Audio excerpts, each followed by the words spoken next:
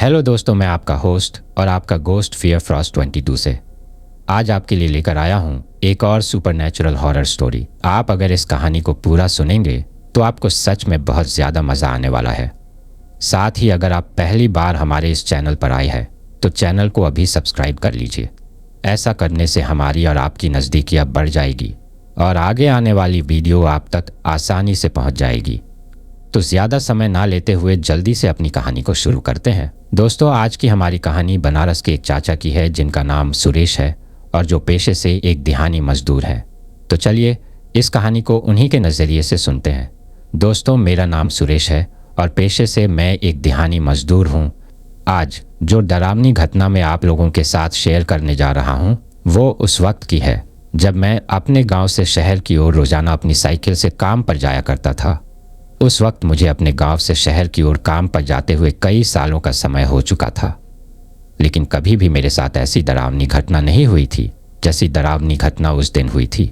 वो घटना इतनी ज़्यादा डरावनी थी कि उसके होने के बाद मैंने शहर में काम पर जाना ही बंद कर दिया था, क्योंकि मुझे लगता था कि अगर मैं फिर से शहर की तरफ जाऊंगा तो शायद वह घटना दोबारा से मेरे साथ हो सकती है। और उस चीज़ का मेरे मन में इतना ज़्यादा डर बैठ गया था कि मैं दिन के समय भी अपने घर पर अकेला नहीं रहता था। जैसे ही मैं कभी अकेला हो जाता था तो अकेला रहते ही मुझे ऐसा लगने लगता था कि जैसे कोई मेरे आजू बाजू में खड़ा है और एक तक मुझे घूर रहा है और शायद अब थोड़ी ही देर में वो मेरे ऊपर हमला करके मुझे मार देगा। और इस तरह का डर मैंने मेरे जीवन में उस घटना के होने से पहले कभी भी महसूस नहीं किया था। एक दो बार तो मेरे मन में यह ख्याल भी आया कि इस डर से डर के मरने से तो अच्छा है कि मैं आत्महत्या ही कर लूं और एक बार में ही अपनी जीवन लीला समाप्त कर लूं। लेकिन ऐसा सोचने के बाद एक पल के लिए मेरी आंखों के सामने मेरे बच्चों और मेरे माँ बाप का चेहरा आ जाता था, और सिर्फ उन्हीं लोगों की वजह से मैंने मेरे जीवन में उस वक्त ऐसा कदम नहीं उठाया। दरअसल गांव में तो इतना ज़्यादा काम मिलता नहीं था, इसीलिए अपनी आजीविका को चलाने के लिए मैं रोज़ाना शहर की तरफ ही काम की तलाश में जाया करता था। और शहर में एक चौक होता है जिस पर सभी मजदूर इकट्ठा होते हैं, और वहीं से जिसको भी मजदूरों से काम करवाना होता है वो वहाँ आकर हम लोगों को लेकर जाता था, और दिन भर काम करवाने के बदले में शाम को काम खत्म होने के बाद हमको हमारे पैसे दे देता था। शहर में जिस जगह पर जाकर हम सभी मजदूर लोग इकट्ठा होकर काम की राह देखते थे उस जगह को आम भाषा में चौखटी बोला जाता है। जब हम लोग चौखटी पर बैठे रहते थे तो लोग वहां पर आते थे और हम लोगों को अपने घर पर काम करवाने के लिए लेकर जाते थे। और उस दिन भी मैं चौखटी पर बैठा बैठा किसी ऐसे व्यक्ति का इंतज़ार कर रहा था जो मुझे भी आकर कहे कि अगर काम करना है तो मेरे साथ चलो। अब मैं काम की राह में अपनी किस्मत को खोजते हुए वहीं पर बैठा था, क्योंकि उस दिन लगभग सभी लोगों को काम मिल चुका था और वह लोग वहां से अपने अपने काम पर जा चुके थे। लेकिन उस दिन मुझे काम नहीं मिल रहा था, और इसी वजह से मैं अपनी किस्मत को कोस रहा था कि गांव से इतनी दूर शहर में आया भी हूं और आज तो कोई काम भी नहीं मिल रहा है। शायद मुझे ऐसे ही वापस काम जाना पड़ेगा। उस वक्त तक सुबह के लगभग 10 बज चुके थे। बाकी के दिनों तो मुझे लगभग 8 बजे ही काम मिल जाता है, लेकिन आज राह देखते हुए भी काफ़ी ज़्यादा समय हो चुका था, और अब गुजरते हुए समय के साथ साथ काम मिलने की मेरी उम्मीद भी कम होती जा रही थी। अब तो मैंने वापस अपने गांव जाने का भी मन बना लिया था, क्योंकि उस समय तक पूरी चौखटी पर काफ़ी ज़्यादा धूप आ चुकी थी और अब वहाँ पर बैठे रहना भी काफ़ी ज़्यादा असहनीय हो रहा था। अभी मैं वहाँ पर बैठा बैठा वापस अपने गांव जाने की सोच ही रहा था कि तभी मेरी नज़र सामने की तरफ जाती है और मैं देखता हूँ कि एक बुढ़ा काफ़ी लंबे समय से मेरी तरफ देखकर ही मुझे घूरे जा रहा है, लेकिन मैं पिछले काफ़ी समय से उसे नज़रअंदाज कर रहा था। मैंने सोचा कि अगर उसे मुझसे कोई काम करवाना होगा तो वो खुद ही चलकर मेरे पास आ जाएगा, और थोड़ी ही देर बाद जैसा मैंने सोचा था बिल्कुल वैसा ही हुआ। वह बूढ़ा आदमी अचानक से मेरे पास आता है और मुझसे कहता है कि चलो मेरे साथ। तो मैं उसे कहता हूँ कि कहाँ चलूँ? तो वह फिर कहता है कि जिस काम के लिए तुम यहाँ पर बैठे हो वहीं काम करवाने के लिए मैं तुम्हें ले जा रहा हूँ। तुम्हें तुम्हारे काम के अच्छे खासे पैसे मिल जाएंगे। तभी मैं उससे पूछता हूँ कि आप पहले ये बताओ कि काम क्या है। इसके बाद वह बूढ़ा आदमी मुझे जो काम बताता है उस काम को सुनकर मैं उसे मना कर देता हूँ कि मैं इतने से रुपए में इतना ज़्यादा काम नहीं करूँगा। तभी वो मुझसे कहता है कि तुम अपने मुंह से बोलो तुम्हें कितने पैसे चाहिए। तो मैं उसे उस काम के 1000 रुपये बताता हूँ। तभी वो अचानक से मुझसे कहता है कि मैं तुम्हें 5000 रुपये दूंगा। उसके मुंह से यह बात सुनकर मैं खुश होने के साथ साथ काफ़ी ज़्यादा चौंक भी जाता हूँ। मैंने सोचा कि यह आदमी मुझे इतने से काम के 5000 रुपये क्यों दे रहा है। तभी मैं उससे कहता हूँ कि आप इतने रुपए में तो कोई 2-3 मजदूर ले जाकर भी तो वह काम करवा सकते हो, तो फिर आप मुझे ही वो काम करने के लिए क्यों कह रहे हो। तो वह कहता है कि थोड़े ही दिनों बाद मेरी बेटी की शादी है और मुझे जितना जल्दी हो सके वह काम ख़त्म करवाना है। उस काम के ख़त्म होने के बाद ही मेरा कोई आगे का काम हो पाएगा और मेरा वह काम आज की आज होना बहुत ही ज़्यादा ज़रूरी है। मैं बहुत ज़्यादा पैसे वाला हूँ, इसलिए मुझे पैसों की कोई चिंता नहीं है, बस मेरा काम होना चाहिए। उसके मुंह से ये सुनकर मैं काफ़ी ज़्यादा खुश हो जाता हूँ और तुरंत वहाँ से उसके साथ निकल लेता हूँ। तभी वह आदमी मुझे एक टेम्पो में बैठाता है। मैं सोचता हूँ कि शायद यह कोई किराए का टेम्पो है और इसका ड्राइवर यही कहीं होगा, लेकिन तभी अचानक मैं देखता हूँ कि वह बूढ़ा आदमी खुद ही टेम्पो की ड्राइवर की सीट पर बैठता है और उस टेम्पो को चलाने लगता है। उस आदमी को टेम्पो चलाता हुआ देखकर मैं सोचता हूँ कि ये आदमी तो अभी बोल रहा था कि मैं बहुत ज़्यादा पैसे वाला हूँ, तो फिर ये टेम्पो क्यों चला रहा है। और मेरे अचंभित होने का कारण ये नहीं था कि इतने ज़्यादा पैसे वाला आदमी टेम्पो चला रहा है, बल्कि मेरे अचंभित होने का कारण वो टेम्पो था, क्योंकि वो टेम्पो दिखने में काफ़ी ज़्यादा पुराना था। वो पूरी तरीके से जर्जर हो चुका था। उसमें हर जगह जंग लगी हुई थी और चलते वक्त भी वो बहुत ज़्यादा आवाज़ कर रहा था। इसके साथ ही उसमें काफ़ी ज़्यादा गंदगी भी फैली हुई थी और उन सभी चीज़ों को देखकर मैं सोचता हूँ कि इतने ज़्यादा पैसे वाला आदमी टेम्पो चला रहा है और वो भी इतना ज़्यादा गंदा। तभी मैं उससे कहता हूँ कि आप तो अभी कह रहे थे कि मैं बहुत ज़्यादा पैसे वाला हूँ, तो फिर आप ये टेम्पो क्यों चलाते हो। तो वो मुझसे कहता है कि मुझे गाड़ियों का शौक़ नहीं है। पहले मैं बहुत ज़्यादा गरीब हुआ करता था और उस वक्त टेम्पो चलाया करता था और शुरू से ही मेरे पास यही टेम्पो है और इसी टेम्पो के सहारे मैं इतना ज़्यादा पैसे वाला बना हूँ। इसी वजह से मुझे इस टेम्पो से काफ़ी ज़्यादा लगाव है और मैं अभी तक भी इसे कहीं पर भी आता जाता हूँ तो लेकर जाता हूँ। इसके साथ ही वो मुझसे कहता है कि आजकल का ज़माना भी ऐसा ही है कि अगर आप किसी को ये चीज़ ज़्यादा शो करते हो कि आप बहुत पैसे वाले हो तो बहुत से लोग आपके पीछे पड़ जाते हैं और कई लोग आपके दुश्मन बन जाते हैं। इसीलिए मैं अपने पैसों का ज़्यादा शो ऑफ नहीं करता हूँ। इसके बाद वह आदमी थोड़ी ही देर बाद मुझे शहर के बाहर की तरफ एक सुनसान सड़क पर लेकर जाता है और वह इलाका दिखने में काफ़ी ज़्यादा सुनसान और वीरान था, लेकिन उसमें काफ़ी ज़्यादा कॉलोनियाँ और मकान बने हुए थे, लेकिन उनको देखकर ऐसा लग रहा था कि जैसे उनमें कोई रहता ही ना हो।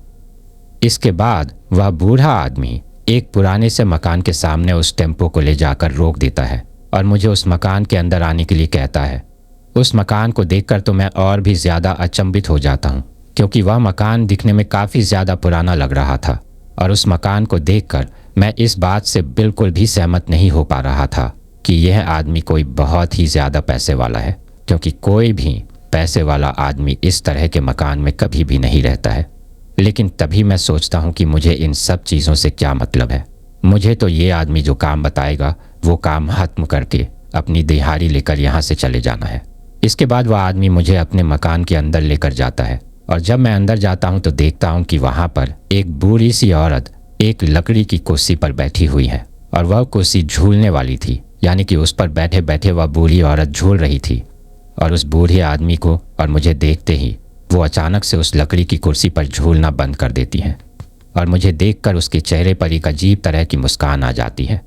और इसके बाद वो उस बुढ़े से कहती हैं कि ले आए तुम इसे।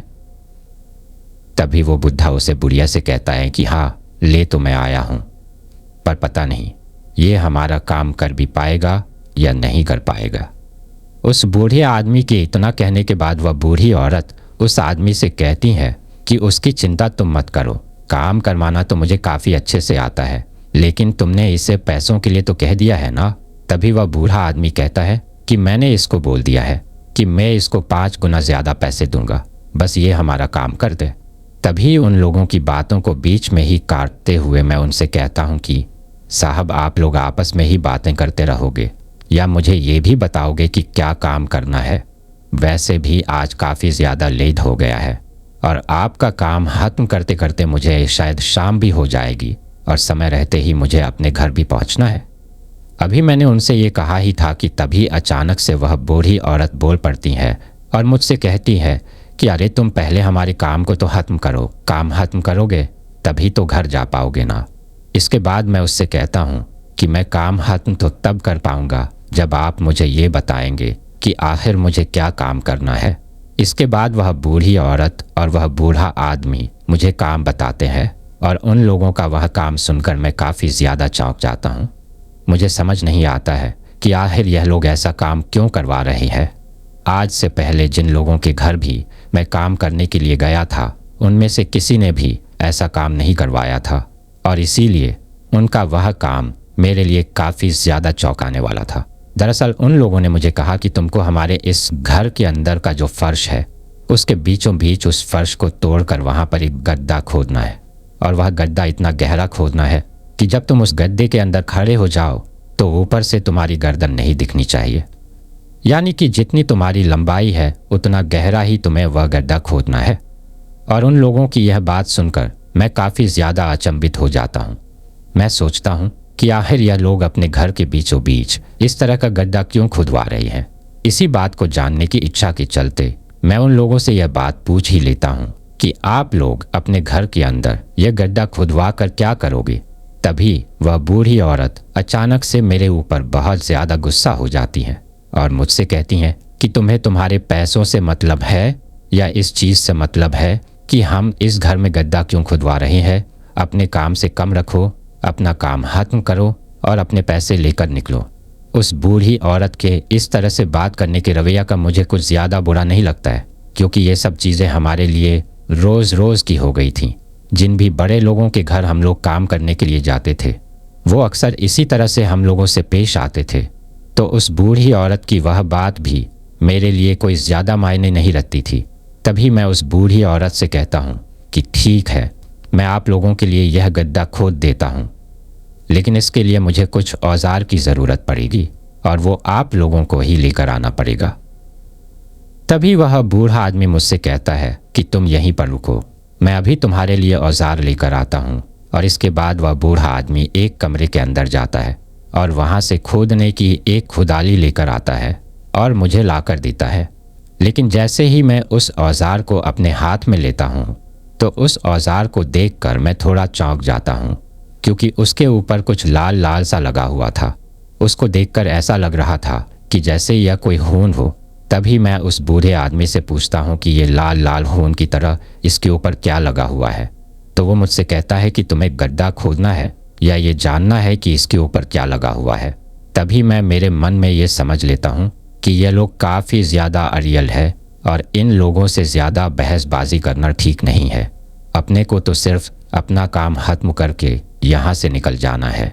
इसके बाद मैं वह गड्ढा खोदने लगता हूँ और उस गड्ढे को खोदते खोदते मेरी तो हालत ही ख़राब हो जाती है, क्योंकि उस मकान के अंदर का जो फर्श था वो काफ़ी ज़्यादा पक्का था और उस फर्श को तोड़ते तोड़ते ही मेरी तो अतरिया खड़ी हो गई थी। तभी मैं मेरे मन में सोचता हूँ कि इसीलिए ये आदमी मुझे इस काम के इतने ज़्यादा पैसे देने के लिए तैयार हो गया, क्योंकि यह काम इतनी ज़्यादा मेहनत का है और शायद मेरे से पहले इस काम को करने के लिए कोई भी तैयार नहीं हुआ होगा। इसीलिए मजबूरी में आकर इस आदमी ने मुझे 5 गुना ज़्यादा पैसे देने की बात कही थी। लेकिन इसके बाद भी मैं किसी तरह हिम्मत करके उस गड्ढे को खोदने लगता हूँ और अब उस गड्ढे को खोदते खोदते मुझे लगभग शाम का समय हो चुका था और उस मकान के अंदर अब रोशनी धीरे धीरे कम होने लगी थी।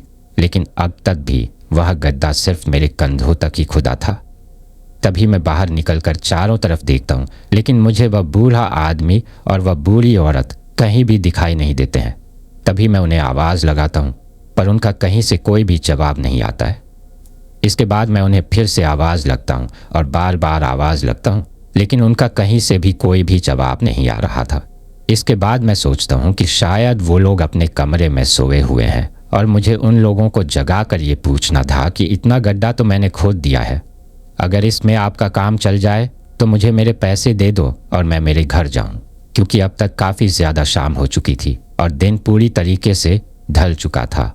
इसके बाद मैं अपने कदमों को उस मकान के अंदर बने हुए एक बड़े से कमरे की तरफ बढ़ाता हूँ, क्योंकि उस कमरे को देखकर ही मुझे ये लग रहा था कि शायद इसी कमरे में वह बूढ़ा आदमी और वह बूढ़ी औरत सोई हुई है। अब मैं अपने कदमों को धीरे धीरे उस कमरे की ओर बढ़ाते हुए अपने मुंह से भी आवाज़ लगा रहा था। मैंने सोचा कि अगर उनका कहीं से कोई जवाब आ जाए तो मैं उन लोगों से पूछ लूं, लेकिन अभी तक भी वो मेरी आवाज़ का कोई भी जवाब नहीं दे रहे थे। तभी उसके कुछ ही देर बाद मैं उस कमरे के अंदर चला जाता हूँ। पर जब मैं उस कमरे के अंदर जाता हूँ तो मुझे उसमें कुछ भी ठीक तरीके से दिखाई नहीं देता है, क्योंकि उस पूरे कमरे में बिल्कुल अंधेरा था और उसमें ना ही तो कोई लाइट जली हुई थी और ना ही कोई बाहर की तरफ से रोशनी आ रही थी। और रोशनी आती भी कैसे? एक तो वैसे ही दिन पूरी तरीके से ढल चुका था और दूसरा मैंने ये देखा कि उस कमरे में कहीं पर भी ना ही तो कोई खिड़की है और ना ही कोई रोशनदान है, जिससे थोड़ी बहुत भी बाहर की रोशनी उस कमरे के अंदर नहीं आ रही थी। लेकिन जैसे ही मैं उस कमरे के एक कोने की तरफ गौर से देखता हूँ तो मुझे उस कमरे के कोने में अंधेरे में 2 लोग बैठे हुए दिखाई देते हैं और काफ़ी ज़्यादा गौर से देखने के बाद मुझे दिखता है कि उस कमरे में वह बूढ़ा आदमी और वह बूढ़ी औरत ही बैठे हुए थे। तभी मैं मेरे मन में सोचता हूँ कि यह बुढ़ा और यह औरत शायद दिमाग से थोड़े पागल है। मुझे इतनी देर हो गई आवाज़ लगाते हुए, और अगर ये लोग इस कमरे में बैठे हुए थे तो फिर ये मेरी आवाज़ का जवाब क्यों नहीं दे रहे थे? अब मुझे उस कमरे के अंदर घुसे हुए 2-3 मिनट का समय हो चुका था और अब धीरे धीरे मुझे उस कमरे के अंदर अंधेरे में भी कुछ थोड़ा बहुत दिखाई देने लगा था। आप लोगों ने भी देखा होगा कि जैसे ही हम किसी बाहर की रोशनी वाली जगह से अचानक से अंधेरे वाली जगह पर जाते हैं तो हमें अचानक से जाते ही वहाँ पर कुछ भी दिखाई नहीं देता है, लेकिन थोड़ी ही देर बाद हमें वहाँ पर कुछ कुछ दिखाई देने लगता है। और उस दिन मेरे साथ भी वहाँ पर कुछ ऐसा ही हुआ था। इसके बाद जैसे ही मैं थोड़ी और ज़्यादा गौर से उन लोगों की तरफ देखता हूँ तो मुझे दिखाई देता है कि वो लोग एक दूसरे के सामने बैठे हुए हैं और उन दोनों ने अपने सिर पर एक बहुत बड़ा टीका लगा रखा है और उनके सामने एक मूर्ति रखी हुई है। लेकिन उस मूर्ति को देखकर मुझे ये समझ नहीं आ रहा था कि वो किस देवता की मूर्ति है, क्योंकि वह मूर्ति पूरी तरीके से काले पत्थर पर बनी हुई थी और उस मूर्ति की शक्ल देखकर मुझे ये समझ नहीं आ रहा था कि वह मूर्ति किस देवता की है, क्योंकि वैसी मूर्ति मैंने पहले कभी भी नहीं देखी थी। लेकिन इसके साथ ही वहाँ का नज़ारा देखकर मैं बहुत ज़्यादा घबरा जाता हूँ, क्योंकि मैंने वहाँ पर एक ऐसी चीज़ देखी थी जिसको देखने के बाद मेरी आंखें फटी की फटी रह जाती हैं और मेरे हाथ पैर थर थर काँपने लगते हैं। इतनी ज़्यादा मेहनत का काम करने की वजह से एक तो मेरे शरीर पर वैसे ही इतना ज़्यादा पसीना आया हुआ था, लेकिन मेरी आंखों के सामने वो चीज़ देखने के बाद मेरे शरीर से पसीना दुगनी रफ्तार से निकलने लगता है और मुझे ऐसा लग रहा था कि आज मैंने इस घर में आकर मेरे जीवन की बहुत बड़ी गलती कर दी है, क्योंकि उस वक्त मेरी आंखों के सामने वह जो नज़ारा था वो मेरी रूह कपा देने वाला था। और एक तो इतनी ज़्यादा मेहनत का काम करने की वजह से वैसे ही मेरी सांस पहले से बहुत ज़्यादा तेज़ चल रही थी और फूली हुई थी, लेकिन इसके साथ ही वह नज़ारा देखने के बाद मैं काफ़ी ज़्यादा हाँफने लगता हूँ और मुझे ऐसा लगने लगता है कि शायद यहीं पर पूरी तरीके से सांस न मिलने के कारण मेरी मौत हो जाएगी, क्योंकि उस कमरे में काफ़ी ज़्यादा घुटन थी और मुझे ऐसा एहसास हो रहा था कि मुझे पूरी तरीके से ऑक्सीजन नहीं मिल रही है। लेकिन दम घुटने से भी ज़्यादा डरावना मेरे लिए उस वक्त मेरी आंखों के सामने वह जो नज़ारा था वो काफ़ी ज़्यादा भयानक था, क्योंकि जब मैं गौर से उस बूढ़े आदमी और बूढ़ी औरत की तरफ देखता हूँ तो मुझे दिखाई देता है कि वो दोनों एक दूसरे के सामने मुँह करके बैठे हुए हैं और उन दोनों के बीचों बीच एक आदमी की लाश पड़ी हुई है और उन्होंने उस आदमी के सीने में बीचों बीच एक चिमटा रोक कर खड़ा कर रखा है और इसके साथ ही उस आदमी के पूरे पेट पर जगह जगह पर उन लोगों ने जली हुई अगरबत्तियां घुसा रखी थीं और उन अगरबत्तियों के घुसने के कारण उस आदमी के पेट से जगह जगह से खून निकल रहा था और शायद उसी खून का टीका उन दोनों बुढ़े बुढ़ी ने निकाल रखा था। अब आप सोचो कि इतना मेहनत का काम करने के बाद जब आपकी सांस पूरी तरीके से पहले से ही फूली हुई हो और गला पूरी तरीके से सूखा हुआ हो और ऐसी स्थिति में ये आप अचानक से एक ऐसे अंधेरे वाले कमरे में जाते हैं और आपको ऐसा नज़ारा दिखाई देता है, तो उस वक्त आपकी क्या हालत होगी। उस वक्त मेरा दिमाग पूरी तरीके से सुन्न पड़ गया था। उस नज़ारे को देखने के बाद भी मैं मेरे ऊपर आने वाले खतरे को नहीं भाप पा रहा था। उस वक्त शायद मेरे सोचने समझने की पूरी शक्ति ही खत्म हो गई थी। मेरे पूरे विवेक ने काम करना ही बंद कर दिया था। ऐसी जगह पर तो हर किसी इंसान को यही लगेगा कि मुझे यहाँ से अपनी जान बचाकर भागना चाहिए, लेकिन उस वक्त मैं सिर्फ एक तक वहाँ पर खड़ा रहकर उन लोगों की तरफ देख रहा था। उन लोगों को उस तरीके से उस लाश के साथ देखकर मुझे इतना तो समझ में आ गया था कि यह कोई नॉर्मल इंसान तो नहीं है, या फिर इंसान है भी या नहीं, ये भी मुझे अभी तक नहीं पता था। लेकिन अब अचानक से वह बूढ़ी औरत मेरी तरफ देखती हैं और मेरी तरफ देखकर उस बूढ़े से हंसते हुए कहती हैं कि ये देखो, हमारा एक साधक और यहाँ पर आ गया। तभी वह बूढ़ा आदमी उस बूढ़ी औरत से कहता है कि तुम कहो तो इसकी भी आज यहीं पर ही बलि दे दे। लेकिन वह बूढ़ी औरत कहती हैं कि हम आज इसकी बलि नहीं देंगे, इसकी बलि हम कल देंगे, क्योंकि आज तो हम लोगों ने इससे पहले यह जो हमारे सामने पड़ा है इसके लिए अपनी साधना को पूरा किया है। इसी वजह से आज तो सिर्फ इसी की बलि देंगे। उन दोनों के मुंह से यह बातें सुनकर मैं इतना ज़्यादा डर जाता हूँ कि मैं आप लोगों को शब्दों में बयां भी नहीं कर सकता। तभी वह बूढ़ी औरत अपनी जगह से खड़ी होती है और उस लाश की एक कान पकड़कर उसे घसीटते हुए मेरी तरफ लाने लगती है। और जब वह मेरे काफ़ी ज़्यादा करीब आ जाती है तब मुझे उसका चेहरा ठीक तरीके से दिखाई देने लगता है। और जब उसका चेहरा मुझे ठीक तरीके से दिखाई देने लगता है तो मैं देखता हूँ कि उस औरत के मुंह का जबड़ा अब बहुत ज़्यादा बाहर की तरफ निकला हुआ है और उसके मुंह से खून की लार टपक रही है। और उसने अपनी आंखों में काफ़ी ज़्यादा काजल भी लगाया हुआ है, जो कि बाहर की तरफ भी पूरी तरीके से लगा हुआ था। और उस अंधेरे में उसका चेहरा बहुत ही ज़्यादा डरावना लग रहा था। तभी पता नहीं अचानक से मुझे क्या होता है और डर के मारे मेरे शरीर में एक करंट सा दौड़ता है। और उस वक्त मैं थोड़ा बहुत समझता हूँ कि मैं किस स्थिति में और किस जगह पर हूँ। और इसके बाद मैं अपनी जान बचाने के लिए वहाँ से बाहर की तरफ दौड़ लगाता हूँ। लेकिन मेरी उस वक्त काफ़ी ज़्यादा सांस फूली हुई थी, इस वजह से मैं ज़्यादा तेज़ नहीं भाग पा रहा था। लेकिन जैसे ही मैं उस मकान के मेन गेट पर पहुँचता हूँ तो मेरी आंखों के सामने का नज़ारा देखकर मैं बहुत ज़्यादा घबरा जाता हूँ और मुझे समझ में आ जाता है कि आज मैं किसी इंसान के चंगुल में नहीं बल्कि किसी हैवान के चंगुल में फंस गया हूँ। क्योंकि जैसे ही मैं बाहर की तरफ जाता हूँ तो मुझे मेरे सामने वही बूढ़ी औरत खड़ी दिखाई देती है और उसको देखकर मैं काफ़ी ज़्यादा डर जाता हूँ। उसको इस तरह से अचानक से मेरे सामने खड़ा देखकर मैं सोचता हूँ कि अभी कुछ सेकंड पहले ही तो जब मैं वहाँ से भागा था तो यह बूढ़ी औरत उस कमरे में थी और इतनी जल्दी ये यहाँ पर कैसे आई। इस चीज़ को देखकर मैं समझ गया था कि यह कोई इंसान नहीं है बल्कि यह कोई बुरी शैतानी शक्ति है जिसने आज काम के बहाने मुझे यहाँ पर अपने चंगुल में फंसा लिया है। अभी मैं इतना सोच ही रहा था कि तभी वह बूढ़ी औरत धीरे धीरे अपने कदमों को मेरी ओर बढ़ाने लगती है और उसको मेरी तरफ कदमों को बढ़ाता हुआ देखकर मैं अपने कदमों को धीरे धीरे पीछे करने लगता हूँ। और उस वक्त वह जो कुछ भी वहाँ पर हो रहा था वो मेरे लिए बहुत ही ज़्यादा भयंकर और डराने वाला था। लेकिन मैं अपने कदमों को पीछे की तरफ बढ़ाते हुए सोचता हूँ कि यह चुड़ैल धीरे धीरे मुझे वापस शायद उस मकान के अंदर उसी जगह पर ले जाएगी। लेकिन मुझे अंदर की तरफ नहीं जाना है, मुझे किसी भी तरह से यहाँ से बाहर निकलना है और इसके लिए मुझे इस चुड़ैल का सामना करना ही होगा।